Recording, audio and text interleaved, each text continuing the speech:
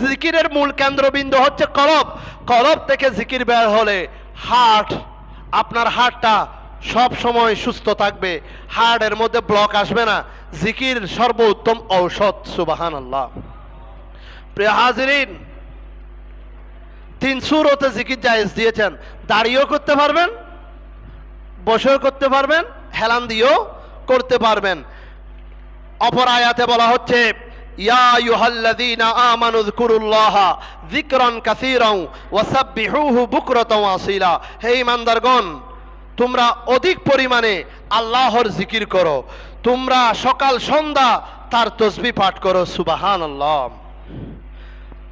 আল্লাহ রাব্বুল আলামিন আমাদেরকে আদেশ দিচ্ছেন সকাল সন্ধ্যা আল্লাহর জিকিরের মধ্যে থাকতে।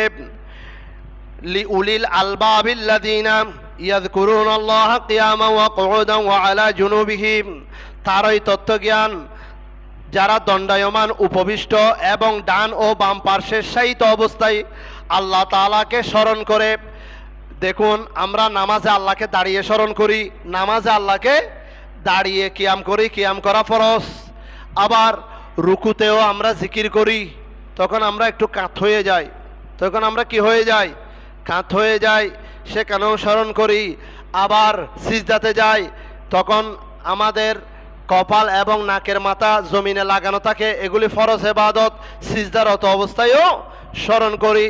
যখন আমরা আবার সালাম ফিরাই, ডানে বামে সালাম দিই, নামাজের মধ্যেও প্রত্যেক সূরতে জিকির জায়েজ আছে। সুবহানাল্লাহ। নামাজটা তো পুরাই জিকির, নামাজটা পুরাই জিকির। এই নামাজের মধ্যে এই আয়াতের হুকুমগুলো বাস্তবায়িত হচ্ছে। দণ্ডায়মান অবস্থায়, রুকু অবস্থায়, সিজদা অবস্থায়, বসা অবস্থায়, ডানে বামে চতুর্দিক থেকে আল্লাহর জিকির করার বিধান রয়েছে। সুবহানাল্লাহ।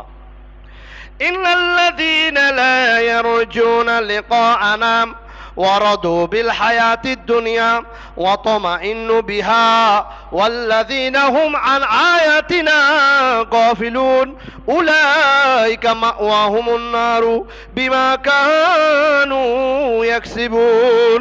নিশ্চয় যারা আমার সাক্ষাতের আশা করে না এবং পার্থিব জীবনে পরিতুষ্ট থাকে ও তাতে পরিতুষ্ট হয়, এবং যারা আমার আয়াতসমূহ সম্পর্কে গাফেল, অবহেলা করে, অলস অর্জন করেছে, তাদের বাসস্থান দুজক। নাউজুবিল্লাহ।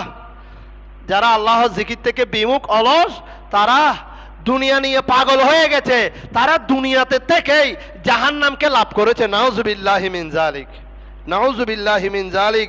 আল্লাহ আমাদেরকে বোঝার তৌফিক দান করুন।